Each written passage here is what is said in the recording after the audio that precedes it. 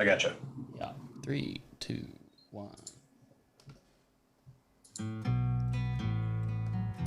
Hello and welcome to LedgerCast. My name is Brian Krogsgaard here with a good friend of mine, Crypto Messiah. Hey, Messi. He's not going to say hello. That's okay. Hey, what's up?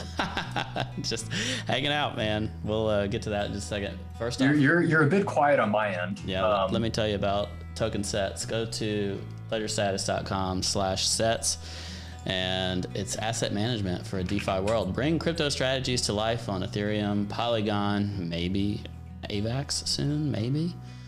With their leading portfolio management tools, they got all the stuff at the index co-op as well that they work with, whether that's the bed index, the DPI, and lots of other stuff that you can do with them. Thanks to our friends at Token Sets for being our partners. Let's bring Messi on. How you doing, buddy? Hey, what's up, man? Thanks for having me. It's a pleasure to have you here. Today's all about Aping Avax. That's kind of the title of the show. The sucker's been on a run. For people who don't know what it is, it's a layer 1 chain, but it's EVM compatible, and somewhere back here when it started mooning, they fixed their bridge to where it became very easy to move money over there, and they started a AVAX Rush thing that's going to be going on for quite some time, where they're essentially putting a whole bunch of money into incentivizing using their ecosystem. So we're going to dig into it more. Messi, did I miss anything big in terms of primary layer 1 information about like what AVAX is? I don't think he did. You know, and basically what's going on right now is just it's shitcoin casino. You know, there's a ton of inflow. There's not that many things to buy. Like, we honestly just started seeing like some fun stuff today, and that's the sign, you know, for me that the rotation game is beginning, you know, right now, which is really, really interesting. You know, and of course there's some projects that you have to look at as flips, right? You know, you want to get that 2x, 3x into the momentum. It's a very rare environment where you can crank out multiples on a short time frame like that and rotate and compound. And then there's going to be other things too that are more like hold, you know, wait for the real retail mania to hit this. But one of the really interesting things let's about back up. AVAX, Let's go to the AVAX side generally before we get into all the like just as a generalization here. You know, the thing that I'm hearing from everyone is the bridge is fantastic. It's very easy to get over. It's liquid on the other side. It takes maybe 12, 15 minutes and you're in the game. And when you get over there, it's the exact same experience you had on Ethereum. You know, it's Ethereum virtual machine. You know, they're calling it C chain. And one of the more interesting things about AVAX, though, relative to like Binance Smart Chain, relative to Matic, not only does it have higher throughput, you know, we saw scaling issues with both Matic and Binance Smart Chain, but it's also decentralized. How different is the transaction speed and stuff between AVAX versus Matic versus BSC? I think they're very similar. I don't think a human could discern the difference. Okay, so AVAX could get busy in the same way, is what you're saying, right? Well, no, it couldn't. The thing is about AVAX is, you know, it can basically handle the same throughput as Solana.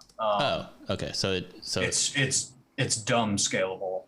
You know, that's you know, as juxtaposed to Binance Smart Chain or Matic. You know, when shit got really crazy, like, you know, like they kind of hit a wall. And, you know, I feel like when the chain hits a wall like that, it really, really stifles momentum.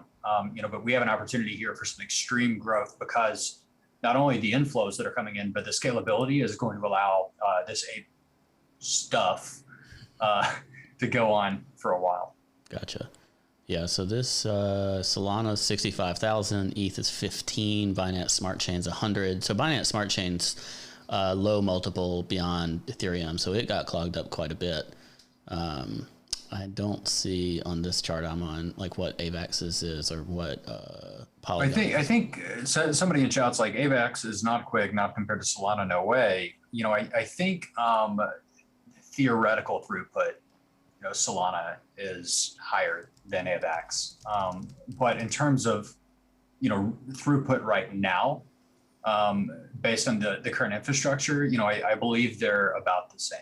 Yeah, this says aviation.net says 4,500 transactions per second for Avax. That's double the throughput of Visa, by the way. Yeah, and compared to BSC's 100, it's going to take a lot more activity to clog Avax than BSC, and it's more decentralized. So BSC runs off this kind of 20 node system, and a lot of those nodes people say were controlled by people close to Binance. So that was one of the reasons, in my opinion, to be a little more concerned about the BSC ecosystem. So when I think about AVAX, it's EVM compatible, so porting all these Ethereum dApps and getting the developers working on AVAX is as simple as it is on Ethereum. That's why, look, like, don't get me wrong, I love Solana, but Solana is like a longer tail play, because when you have a new, EVM compatible platform open up, it benefits from all of the development work and activities over the last, 2-3 years for Ethereum. All that work's already been done. It's battle tested. We're ready to go. All you have to do is, clone it and move it over. With Solana, it requires a lot more build out, a lot more thought. So everything is expected to happen very rapidly over here. We are already seeing these degen yield farms today. We're seeing incredible Ponzus, and I'm having a fucking. Dang it! It's okay. My kids are not in my. They're not over the speakers now. You're just going. Okay, well, I'm having a fucking blast right now. It's a lot of fun.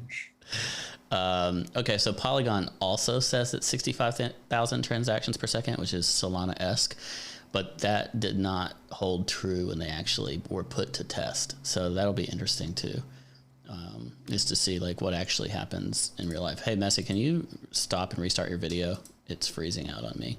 Freaking Zoom. I hate Zoom. Really? Yeah, it's been doing that a lot. I might switch you over to Google Meet. But anyway, you're better now. So, so people are excited about AVAX, and another comparison that I want to make, and this is essentially just getting the audience to where what convinced me to finally come over. One is the price action and the inflows of money, but on the pure tech side, another element was the what was I just saying? Dude, I'm so tired. Yeah, same, dude. Oh yeah, the relative to like other layer 2s like ZK Snarks and Optimism and Arbitrum, the different solutions for ETH layer 2, they're really trying to roll those out slowly. So like there's caps on how much money you can pull over or how much liquidity there is on layer 2.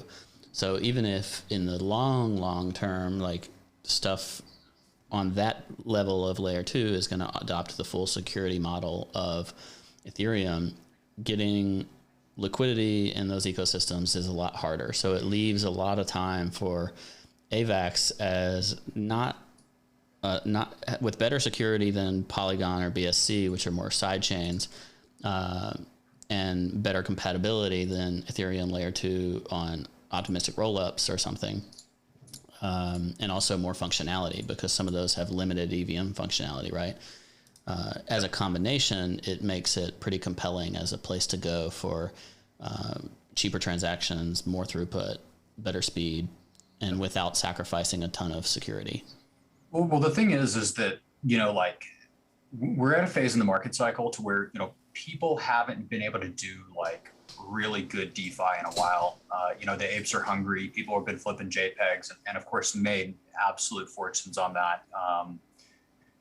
But the thing is right now is they just needed a place to go that's easy to get to, that's fast, that's cheap, that we can do degen DeFi. A lot of people, including myself, really love the DeFi side of things. Yeah, and there was a lot of stuff that you got priced out of, right? Like when fees on Ethereum are so expensive, you can't do auto compounding as an example. No. So like all these layer 2s and side chains and stuff, they all have these auto compounding strategies where you're rolling your rewards back into the LP. And so that it makes your APY significantly better over the course of a year. And then like just making a single transaction or even a send is like 10, $15 on Ethereum layer 1. So there has to be a layer 2 experience because otherwise you just price people out. So well, something I've been thinking of, and like of course, I think that several layer ones, are going to have their place, especially when layer 0 solutions come out, and we kind of have this future to where all of these different layer ones are just kind of interconnected and seamless, and the interface to all of those, maybe you don't even know really what chain you're using. But for the time being, when we're talking about scaling Ethereum, true layer 2 on Ethereum, that benefits from Ethereum security model, there's fragmentation of liquidity issues, which really affects composability. Not only do you have liquidity fragmented, across these different layer 2s, you also have liquidity fragmentation between the layer 2 and Ethereum itself. Whereas, if you come over to a place like Avalanche, for example, and you have somewhere that is EVM compatible, that is decentralized, that is scalable, you have the situation where you have infinite composability on layer 1, and everything can just kind of plug and play and work with each other. So there's a lot of opportunity for growth here. And I think beyond just this shitcoin casino phase, Ethereum DeFi is not dead. The real question is, where does Ethereum DeFi end up? And, I think the correct answer to that is a lot of places, and I think this is going to be one of the places that a lot of that happens. I think the most bullish component of this for Ethereum is that people obviously want to deploy apps on EVM, right? Like that's the lowest barrier to entry. It's where the most developers exist. So like that's all bullish for Ethereum. Plus, Ethereum layer 1, it's not like it's not being used. Like OpenSea burned 2,000 ETH in the last 24 hours. That is just insane, dude. Yeah. 115,000 ETH have been burned since it went into effect, 2 weeks ago? I think this is, 24 hours is 10, 11,000 ETH in 24 hours. I keep thinking about this burn, and when you actually quantify the amount of Ethereum that's being burned on a monthly basis, and you assume that miners are for-profit entities, this is Ethereum that would have been hitting the market. I really do think that, just in terms of price appreciation, what could be coming for Ethereum may be unprecedented. Ethereum it's a new playing field, and I think that what comes next may surprise a lot of people. Yeah, no, I agree. And, when you are supporting all these ecosystems are being supported where they're based on Ethereum level applications, it's not going to be bearish for Ethereum. Like all of that brain power comes from the Ethereum ecosystem. And I think all this ends up being very bullish for Ethereum overall. So this isn't like Ethereum fudding or anything like that. I just think that Ethereum is kind of the point of what makes all this possible. Before we dig into all the basic stuff on what's going on in AVAX, and we'll kind of walk people through how to do it and participate. I've been looking at markets a bit recently. We should do something along those lines. Ethereum's basically been consolidating for 2 weeks, 3 almost. So it's just kind of fighting this level.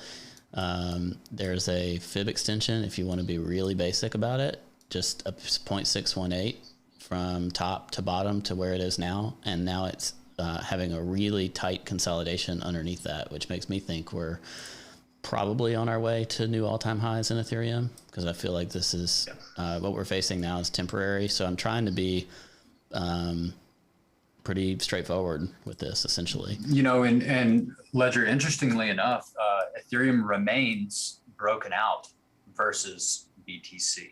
Yeah, it still looks really great versus Bitcoin. And then you look at Bitcoin, and it's basically doing the same thing, consolidating under the prior, breakdown area, above its 200-day moving average, above kind of all the important levels that mattered to me. So I'm not bearish on Bitcoin. I'm not bearish on Ethereum, but I do think that Ethereum relative to Bitcoin still looks quite good. Like it's just in this long-term uptrend. And what we're seeing is while in a bull market, altcoins tend to outperform. Like if you go look at, we've already shown the AVAX chart, but like if you go look at like Solana, it's going nuts. Other layer ones, in addition to Ethereum, are doing really, really well. I mean, Solana, good Lord, 80. I mean, remember when it was like the unlock drama at $1 and it's at 85 now? Yeah, it's just insane. Oh my God, guys, there's a big unlock coming. Solana's going to dump. Look, I'll tell you one thing. If you're big dick money, okay, and all of your coins are locked up, do you really think that you would, let's say you're the invisible hand in the market. Do you really think you're going to pump this shit if you're not able to sell? Why would the market go up when you're unable to be, exiting? It makes no sense. This is absolutely a bullish unlock. It's going to go nuts. Yeah. So what do you say to this? Like, there's nothing to say. Just ride the train, enjoy it. No, my God, man, Solana's just been up only. And the thing about Solana is, you've got very, very, very deep liquidity, backing this network, which is, I think, one of the reasons why these, the SAM ecosystem has become so popular is because that you're not just betting on Solana, you're betting on SAM, and SAM just keeps fucking winning. He just can't not win. It's literally impossible. Yeah, he's not somebody I would want to bet against. One thing I will bring up is DeFi relative to Ethereum. You talked about how Ethereum's so hard to do DeFi on right now, because if you're spending $500 to go interact with a lending contract, you have to be putting in a whole lot of money in order to do that. So I think some of this DeFi stagnation that we've seen is purely because it's just pricing out newer participants. Yep. And driving them to places like Solana or Avalanche and those where they can participate. One of the really interesting things about these, other ecosystems, and we saw this with Binance Smart Chain and Pancake Swap, is that when you have a really, really high throughput and cheap transactions, the fee generation of some of these AMMs can be absolutely absurd. If you look at all of the metrics for Pancake Swap and you try to value it relative to other things, there's a reason why Pancake Swap is a 4 billion market cap, because the fact is that just the amount of volume that they're processing, the amount of fees that are being collected, it's impossible to even do on Uniswap, on Sushi, on Ethereum. It just is. Yeah. My hope is that as these platforms kind of bring themselves to these other places, like part of this Avalanche Rush thing is getting Curve and Sushi and Aave to get over to Avalanche and become multi-chain and give liquidity rewards to people participating on that network. And I think that that'll essentially flow into all these systems so that you'll be able to use Aave on whatever chain you're on, and you'll be able to bridge seamlessly with some of the technology that's coming out to any of these chains. And that'll be really important for what we would call like Ethereum blue chip DeFi, in my opinion, to thrive and essentially to flip this chart better. Like, I'm not bearish on this. It looks like maybe it's bottoming, but it's just a slower mover than some of the other stuff in the market when you look at it. I'll tell you one thing, and I think you came to the same conclusion around the same time I did.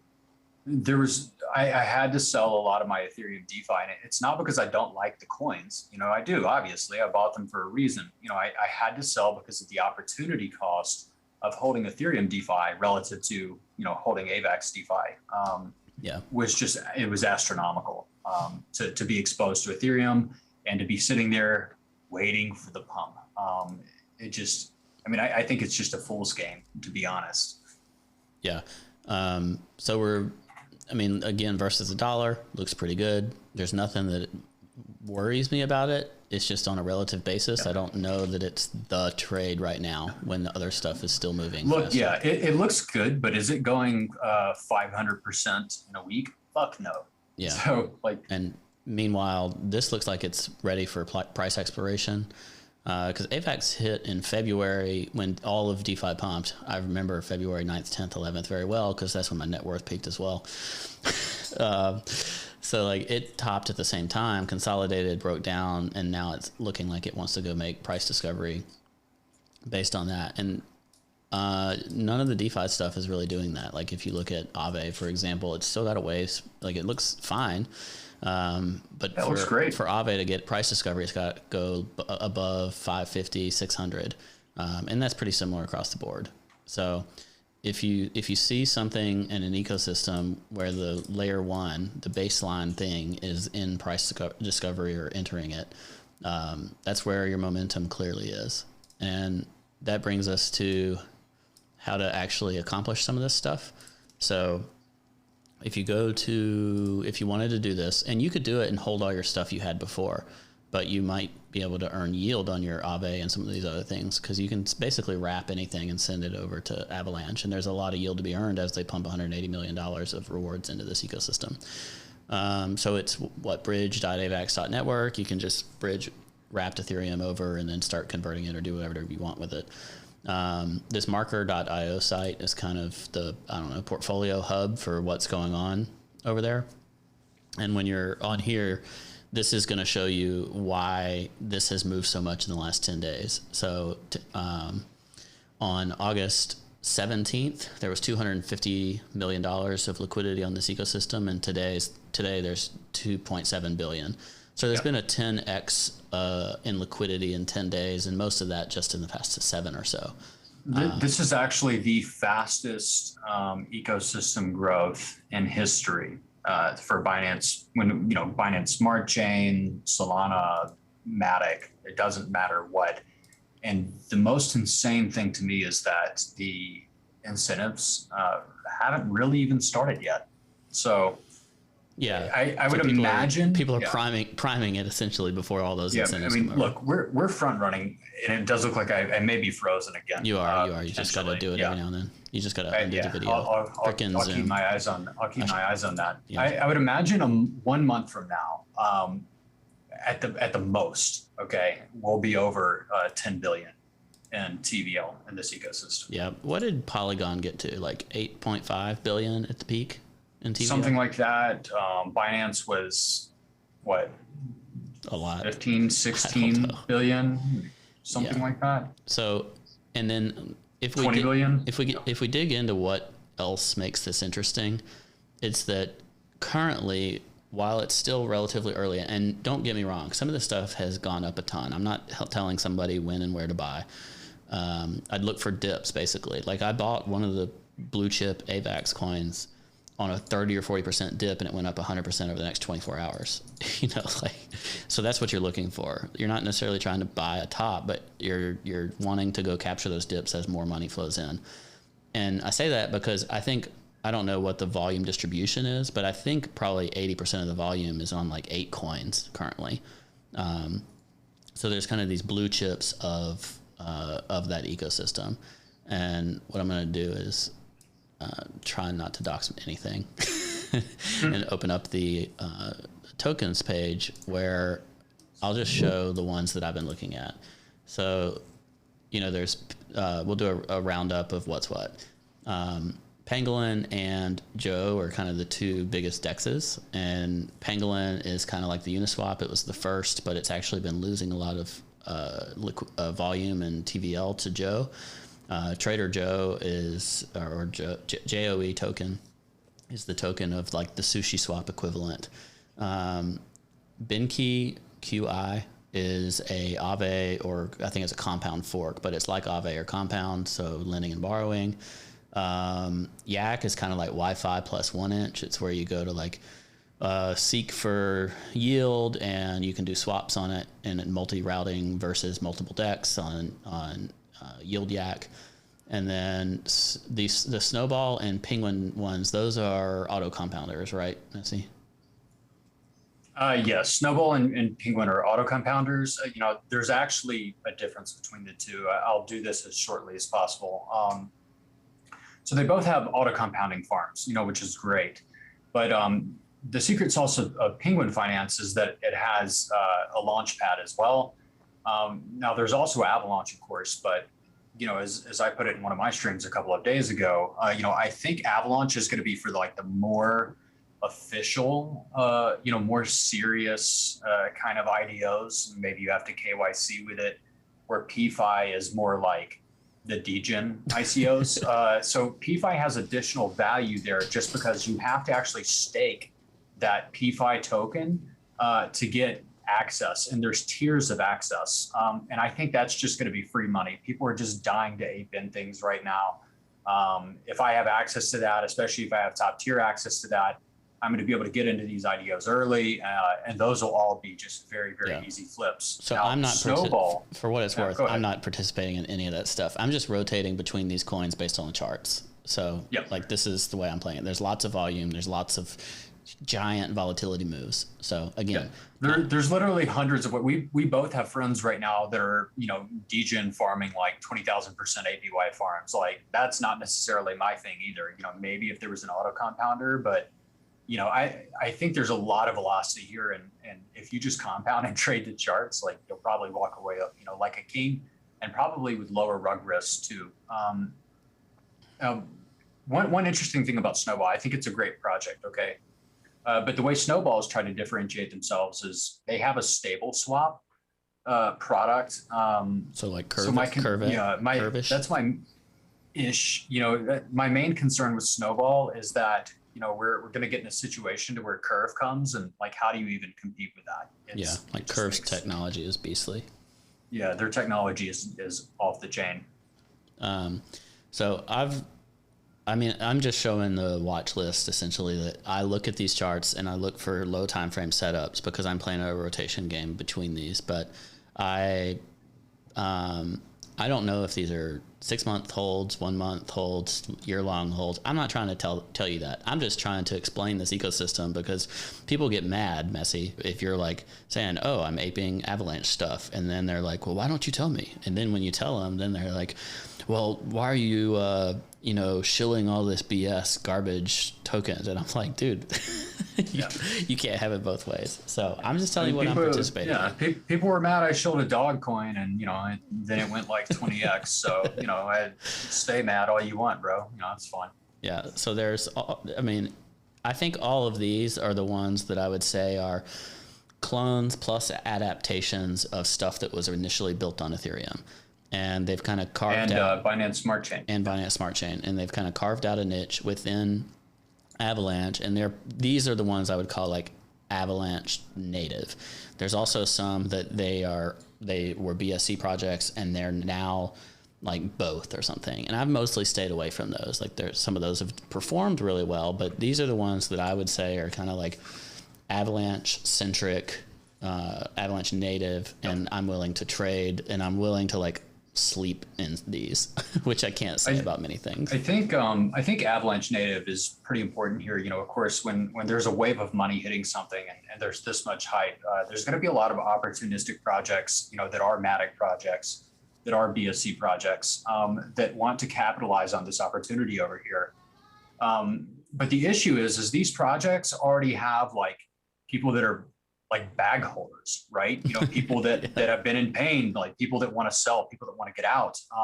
So my primary focus is absolutely on Avalanche exclusives. I think those are going to outperform by miles. Yeah. So that's why I bring these up.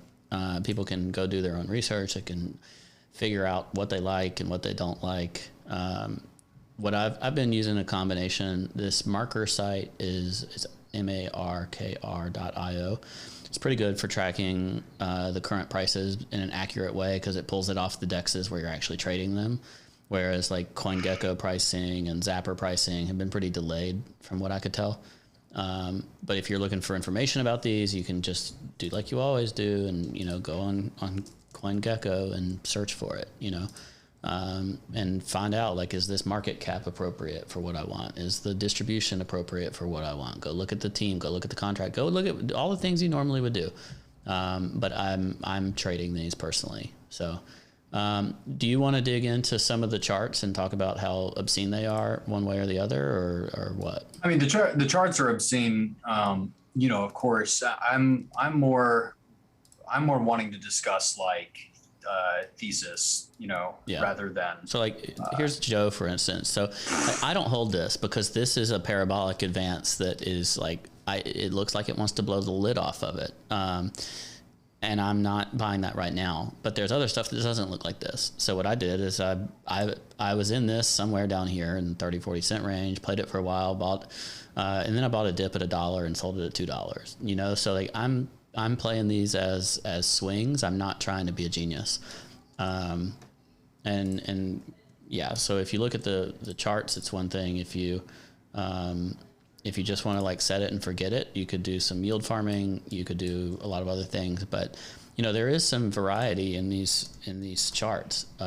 So the way I look at it is I want to analyze the charts and find where is a potential breakout and do it like I would do anything else, except for in this ecosystem, you have 100% intraday volatility that is very tradable. So, yeah.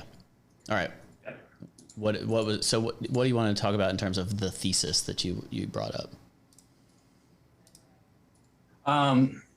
Okay, so basically, the thesis here, or my main thesis, and of course I've got some DeFi bags too that I see as more like growth opportunities in the ecosystem. That includes Joe, that also includes Yak, Yield Yak.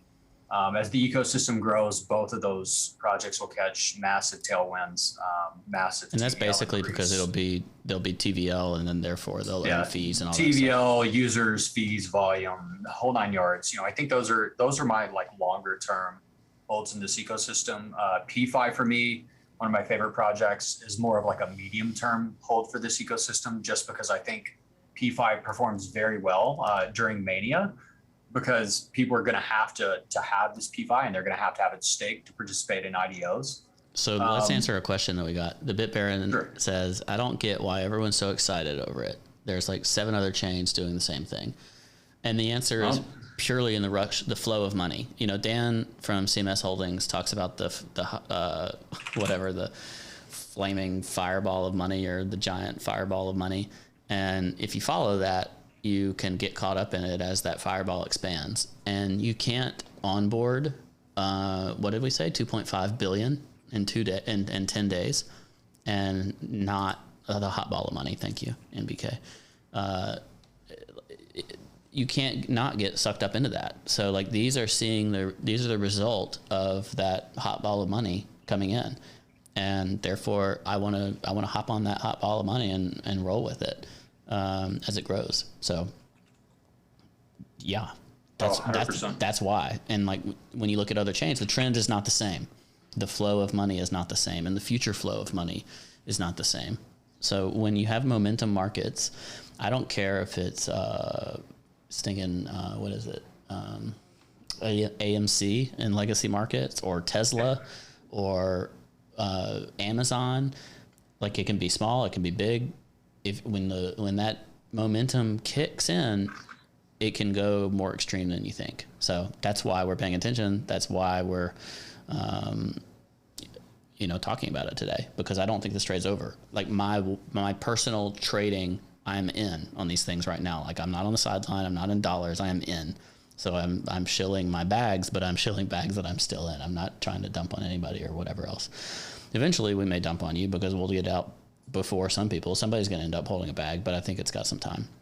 Well, let me just clarify. We're never dumping on you. We're dumping on the AMM. We're dumping on the liquidity providers, and they profit off of volatility, so that's a good thing. You say so just a pump and dump. No, it's not just a pump and dump, unless you call all markets a pump and dump. Do you call anything that goes up a pump and dump? No. It's just a momentum market. So cycles, we're in a momentum market right now, and it's going to continue to be that way for who knows how long, and eventually we won't be. But you know what? We have $180 million in DeFi incentives coming online, this month. That really hasn't even started yet. There's massive inflows to come. There's great bridges from Binance Smart Chain and Matic that are in development, and apes have already been trained to use this ecosystem and to ape, and they want in on this action. I think that we're going to see massive inflows from Binance Smart Chain We're going to see massive inflows from Matic. Of course, we're seeing massive inflows from the Ethereum ecosystem right now. And there's just not that many projects right now. There's a lot of momentum in this market, and I don't foresee the momentum ceasing for at least another couple of weeks minimum. I mean, that's bare. Avi and Curve are going to be here probably for like 3 weeks. Guys, the party's not even close to over yet. But you got to be careful. Choose what you're going into. Don't get rugged. There's a massive opportunity cost to getting rugged because you're trying to get rich today, this early in the game. You need to play your cards right, and over the next 3 weeks, 4 weeks, 5 weeks, however long it lasts, that's going to put yourself in the best position for success. Yeah. So who was it? Somebody Bad Beta, not Big Beta. Bad Beta asked, where do you actually trade this? So you bridged through the Avalanche Network bridge is the easiest way to do that.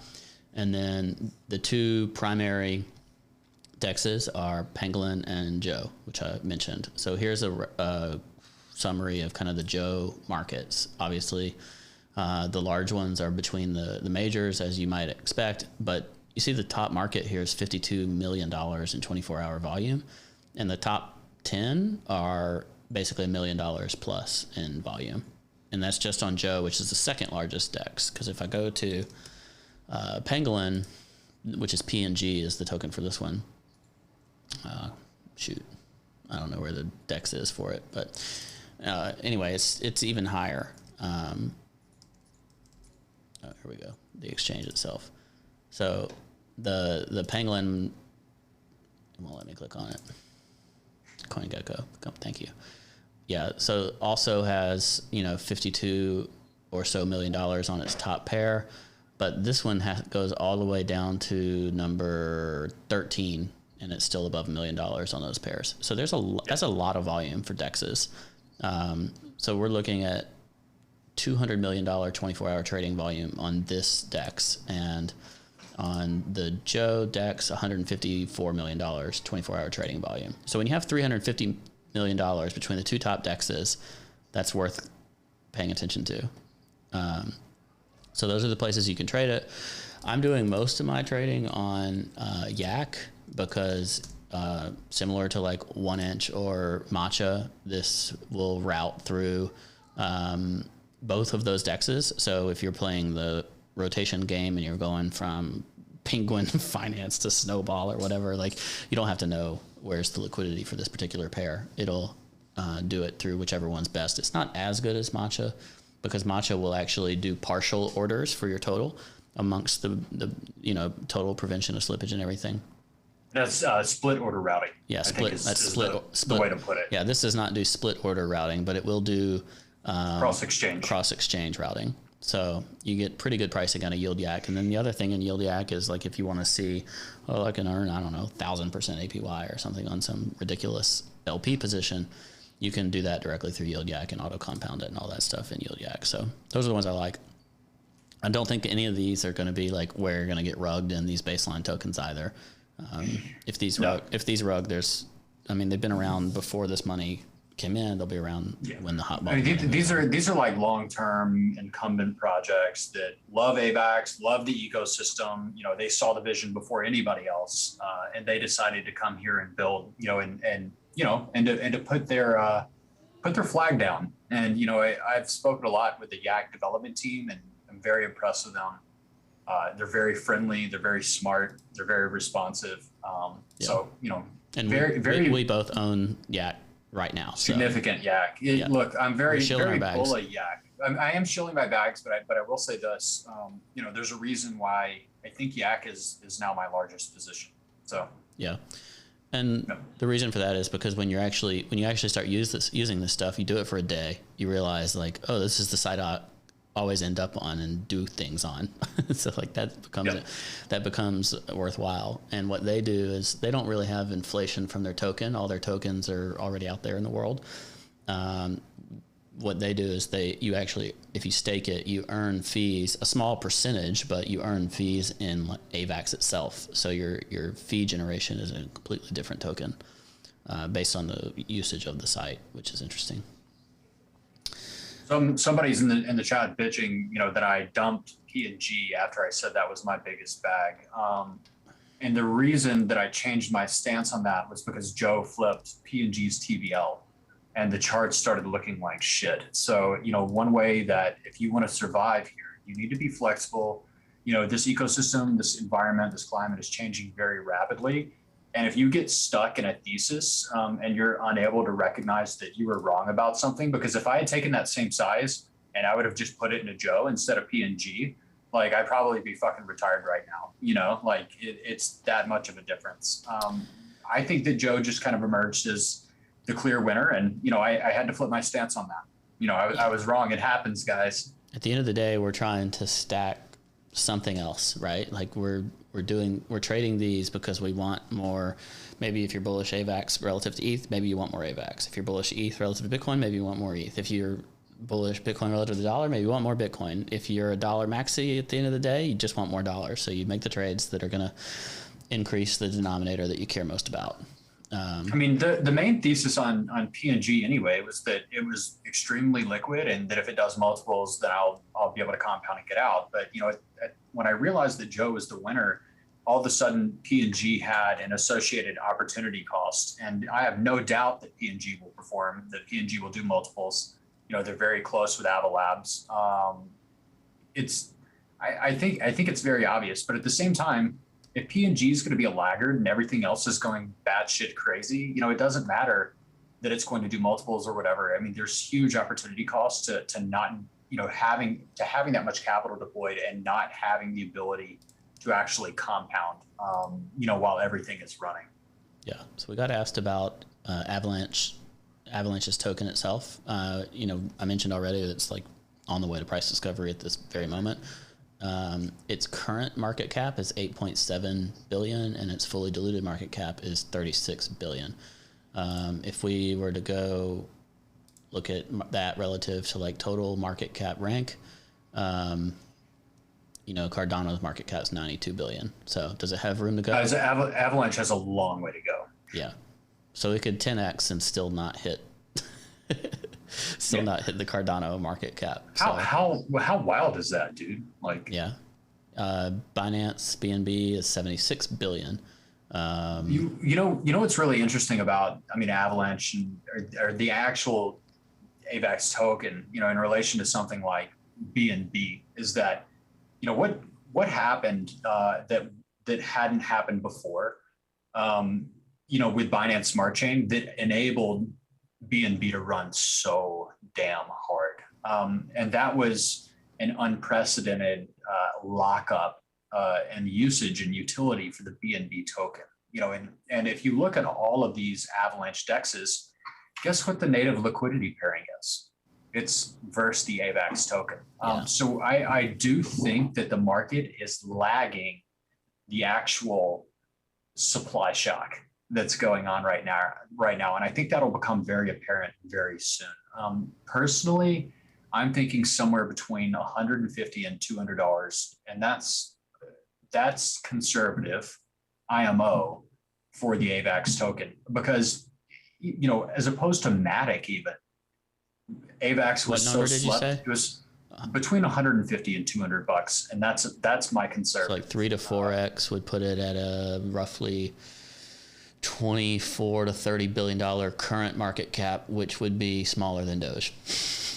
Yeah, that's bigger, the conservative estimate. Bigger than Polkadot, smaller than Doge. It would put it top 10. That's essentially a trip to the top 10.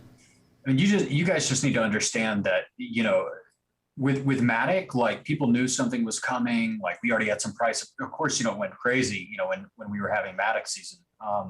But I think AVAX was very slept on until like very recently. People hadn't used it yet. People weren't really even looking at it yet. And now we have literally every single person in crypto has at least heard about it, has their eyes on it, or are reading about it, now on a daily basis. So I think shout out to your fellow hero collaborator RT. He first told me about Avalanche, and he was like, "Dude, some pretty big people are in this. It looks legit, and it's nobody's paying attention." And what did I do? I completely ignored him. RT is probably one of the best technical analysts in this space. Dude, he told me about that before it hit that before it hit that high in February. Like it was he has early January. He has a system that he follows. You know, no divergence from the rules. I don't like rules, so I'm terrible with systems. You know, I'm more of a thesis guy. But he's fantastic. If you guys don't follow him, you should check him out on Twitter. I retweeted his video from earlier today where he does a lot of TA and stuff on this Avalanche stuff. If you're interested in that kind of thing at all. Somebody asked how would $150 AVAX compare to Solana? It would a 3x in AVAX from here would be an equivalent market cap to Solana. Yeah. So, and I think honestly, based on usage and hype and everything else, that's believable. Well, what's the TVL in the Solana ecosystem? I know we can see that somewhere. I can't remember where down. You know, maybe somebody in chat will know. Yeah, somebody in chat's always smarter than me. So they're always on the game. And, you know, but the last time I looked, the total TVL in the Solana. Oh yeah, it's DeFi Llama, DeFiLLAMA. Okay. Hey, yeah, Rizzo Bitcoin with the save. Thank you, brother. Much appreciated. TVL rankings. Here we go. Because this is interesting, you know, when you look at these two ecosystems, you know, a comparative basis, you know, what could be? Yep. So this is total value locked. Okay, so let's go. Avalanche. Yeah, we're gonna want to look at. No. You're gonna want to go over to the left, and you're gonna want to click on chains. Yeah. Well, this will do it when I do it. You can see the trend within that chain. See, that's like the total is 2.16 billion on Avalanche right now. And then on Solana, it's 2.77. Yeah. We're about to flip Solana TVL. Yeah. So it's about to flip Solana TVL, but it's 1/3 Solana market cap. Yeah. So I have a hard time convincing myself because I've already made good money in this ecosystem. So I'm like, does this have room left? You know? Fuck yeah, dude. So like, I have to start looking at some of these things. Cool site, DeFi Llama. Shout out. Gonna have to build some of this for Flipmetrics. Yeah, shit's badass, huh? Yeah. Okay, so here's protocol TVL across the board. Binance still has 19.2 billion in TVL. Terra 6.3 billion. Polygon 5 billion. Solana 2.7. Avalanche 2.1. Where is ADA TVL? It's funny. Yeah. You know, one interesting thing I'm seeing here is it appears that Solana TVL is growing right now, which, you know, I would expect it continues to do so. Like I said, yeah, Solana's great, man. It's just, but Solana's been awesome. A fantastic momentum trade, right? Oh yeah. Like, so that's are we seeing outflows from the Polygon ecosystem? Yeah, it looks like it. 7-day change minus 5%. So, and I think it's very interesting. I think you get a very similar stuff from the Avalanche ecosystem that you get from Polygon, but you get a better security model and less downtime. So, yeah, I don't know. It's interesting. And a better bridge. It's all about the bridge. Look, you know, and people always ask, you know, why are you so fucking excited about this? You know, and what I always say is, have you tried it? You know, it's most people that love DeFi, you know, that love EVM like me. When you try the bridge and you come over to Solana, or not Solana, to Avalanche, really, man, I'm so tired.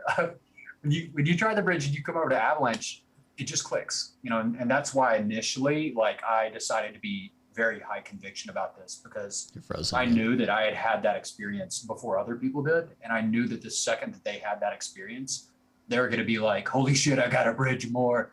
Anybody that's bridged over, ask them how many times they've bridged after that initial bridge. Yeah. You bridge a little bit over. You're just testing the waters. Is this for me? I need to bridge. And then the next bridge is the big fucking 8 bridge. And then you start like looking for crumbs like Michael Saylor, like here and there. Like maybe I can sell this NFT to get a little bit more to bridge. Maybe I can do this to get a little bit more to bridge. Yeah, I think I've bridged 4 or 5 times now. And honestly, I'm like looking for scraps. You know, for how to bridge more. It's just that kind of situation. I found a Twitter account called Bridge.or. Here we go. I can pull Bridge.or. So this is the Bridge.or. Oh fuck! You're gonna make me bridge. Dude, you gotta unfreeze your video again. So Okay. seriously, I was trolling about where is ADA, but they're not even on this website. Like something called Harmony. They don't have any TVL, bro. Something called Harmony token has more TVL than Solana, or not Solana, than ADA. And that's supposed to be a smart contract platform. They don't even have smart contracts. So when people say how far can something go, it can go very far. It can do ADA type things. And the momentum on this one is just massive, like the 218% in a week. So if it sees another doubling, it's going to go in the top 3 or 4 TVL. It'll flip Polygon's TVL. So I'm 100% with Curve and Aave on the way that we will see Avalanche in that number 3 slot sooner than you think. Yeah. So what I like about this right now is that there's just not very many tokens on the platform. So if you bridge all this money over there and you go into AVAX or wrapped ETH or stable coins, it just takes like a sprinkle, right? Just a sprinkle of those funds into the altcoins, the blue chip DeFi stuff down the line, and they just go ballistic. So I haven't been this excited about a opportunity as a trader since last summer, which was the most important 2 months of my life in terms of opportunity. Yeah. So I know this feels like a shill podcast for the Avalanche ecosystem, and you can consider it such. And I said from the very first moment I did it, I started tweeting about I was doing it, and I felt late. Like you were asking me to do it 2 or 3 days before. And had I done it, I would have made 2 or 3 higher multiples. I literally had to bully and publicly humiliate Ledger over and over and over again. But the thing was, I shilling him this? Yes, but I think one thing that Ledger and I both share in common, I'm not getting fucking paid to shill anything. I shill things that I get really hype and excited about. And as a friend, I was just bro, you gotta bridge, bro. You gotta bridge. And to be fair, this was no different than I was trying to get you to stop being freaking bearish Ethereum at the bottom. You did.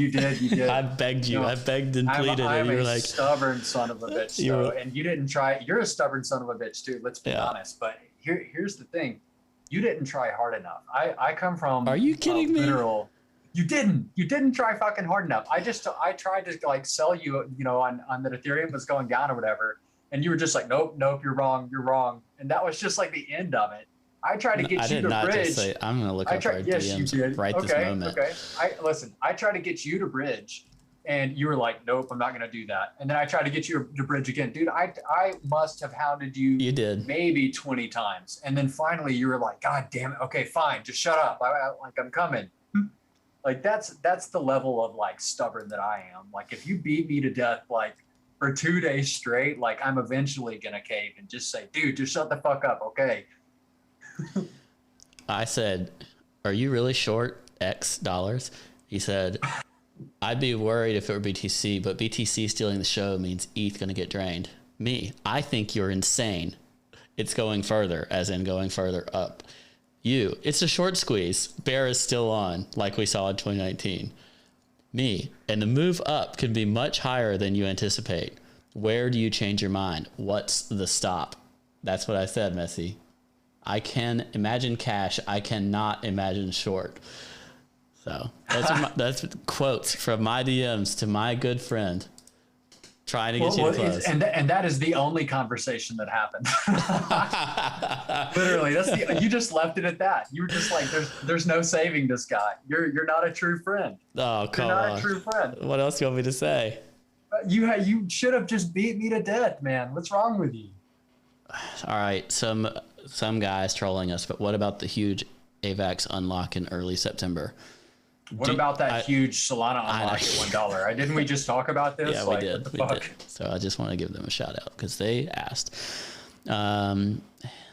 Somebody just joined the chat. Have we looked at? No, I'm not looking at your coin. If anybody has real questions, we can answer them. But I think this is the basic of what I'm looking at. Can this end? Yes, it can end earlier than we anticipate. I do not think that it's over soon. I do think we'll see some massive dumps as people take profit and it goes down 40%, 50%. And what I want to be is a buyer. I want to position myself to be a buyer when those things happen. Do I think that it's going down like right this moment? No, I'm positioned accordingly. I think AVAX looks really strong. So I think if AVAX is going up, some of this other stuff will go up as well. If it does dump, I want to try to be liquid enough to where I can prepare to buy those dumps, because I'm going to be playing this for several more weeks, I believe, before I bridge back, if you will.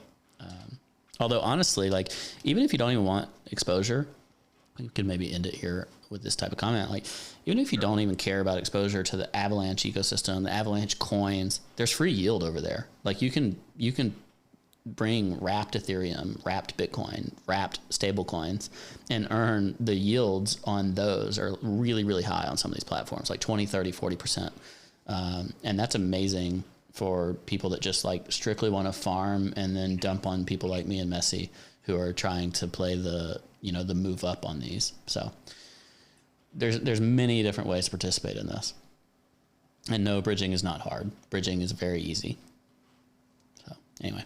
I got to be honest. I'm not bridging back. Fuck Ethereum. And the reason being is everything that I can do on Ethereum, and the liquidity is improving here substantially, I can do on AVAX, and I can do it better. And even if that means that, hey, I end up eventually rotating to stable coins and just being stablecoin farmer Messi, I've got auto compounders over here, it's just easy. Why am I going to go back to Ethereum and farm, on Curve or whatever, when I can literally have APY instead of APR? It makes no sense.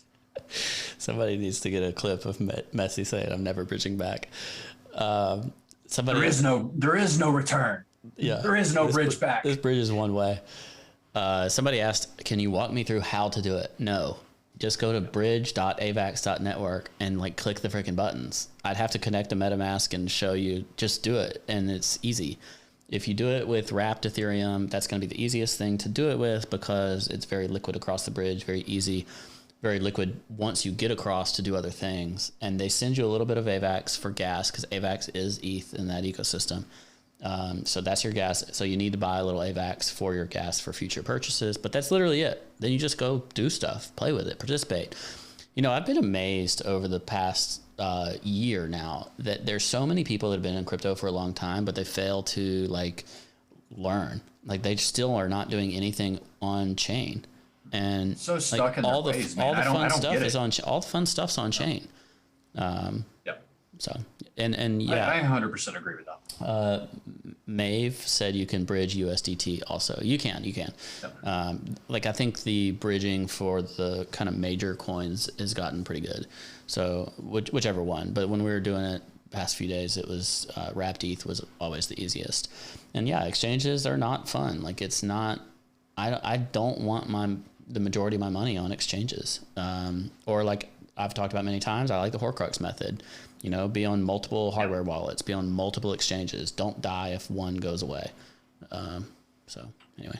So can I'd like to discuss a bit of thesis here for a second. And this is going to be a huge divergence from my normal way of thinking, my normal attitude. I've been in this crypto game for a bit, and there's one thing that's certain about crypto, and that's that meme coins pump very hard. Okay, they always have, they always will. People like the memes, and what I've actually been doing, even in DeFi summer and all that, I've been like, oh, meme coins are dumb, productive assets, right? But the thing is every time I've had that attitude, what's happened? I've been outperformed significantly by left curvers. You've got dudes that put fucking, $10,000 in a dog coin and now have more money than me after being here for years. It's just lame. So the way I'm seeing this is that we're still at a point where we're front running the majority of new retail money inflows into the AVAX ecosystem. We really haven't started seeing a lot of outflows yet from Matic, from Binance. And the reason being is the lack of quality bridges. Now, Seller Network, which is a very quality bridge, just went live a day or two ago. And there's a super high quality bridge, and that's the Synapse bridge by Nerve Finance that's going to bridge Binance Smart Chain and Polygon here. These guys want to come in and get on the fresh action. And the first thing that they're going to do is look for the best meme coins to buy. Look for the best Ponzi's. They're not coming here to buy my productive assets, okay? They're coming here to play the Ponzus, to do degen shit. So, I've actually, like I said, this is counter to my normal thinking. I've actually decided to go relatively heavy in a couple of meme coins with great Ponzi-nomics. And, the two meme coins that I chose, the best meme coins, are ShibX and Apex. And for their own reason. ShibX is a reflector token, if you guys are familiar with that.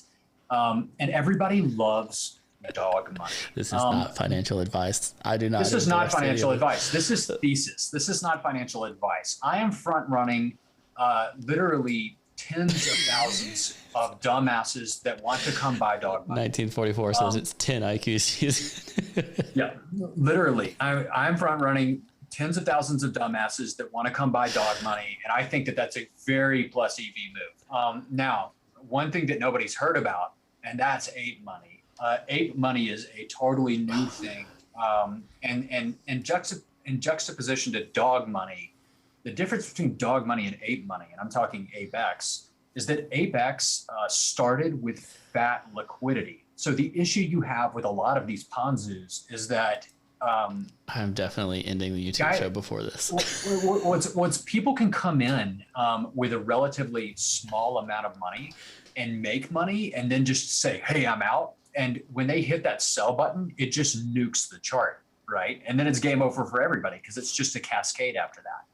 But with ape money, we're talking fat liquidity, ape meme, which is hot as fuck, always has been, always will be, $20 million market cap, and $4 million of liquidity. So you can't have those weak-handed guys, those guys that do fuck up the charts. You can't have them come in and ruin it for you.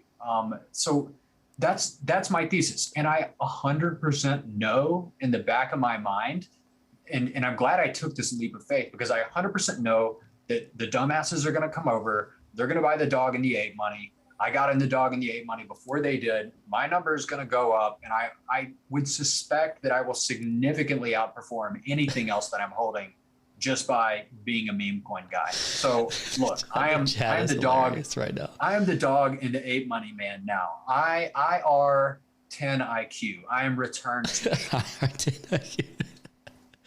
Okay, I'm glad you had your shill. We're there you go. Not financial advice. And to be very clear, you do not, in the long term, you do not want dog money. You do not want ape money. Fuck no. That is not your denominator. You are doing it because you just want more of Ethereum or whatever it's going to be. I'm doing it because I want more AVAX. And the thing is I know for a fact that I'm front running tens of thousands of dumbasses and that they will buy the dog money and they will buy the ape money. So this is, in my opinion, one of the most plus EV places to be. Can you imagine? Because I had a guy tell me earlier that he had a buddy of his that bought like $10,000 of SHIB on BSC and ended up with like $16 million. Like that's where the dumb money goes every fucking time. And the dumb money, they buy green candles. They don't buy the dips. They buy the rips. So it just goes fucking nuts. But anyway, I'm having a ton of fun. I'm glad you're having fun. I'm extremely morally torn whether to rip this out of the main audio and video that goes on YouTube, because if you're right and this happens again and the freaking dog money becomes $1 billion coin. Of course I'm right. What are you talking about? It happens every time. Of course I'm right. Number one, it just makes me sad for humanity.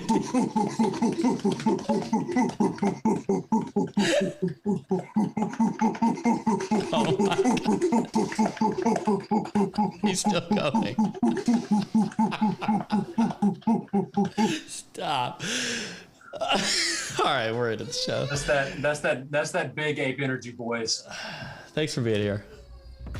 Go to letterstatus.com, catch this replay. You might not get all of it. Josh will be back in shame next week. You can follow Crypto Messiah on Twitter. We'll see you next time. That's the wrong freaking outro. Or this one. That was the up-only outro. I'm shook. Goodbye. Thanks to Token Sets. Letterstatus.com/sets. Monuments crumble.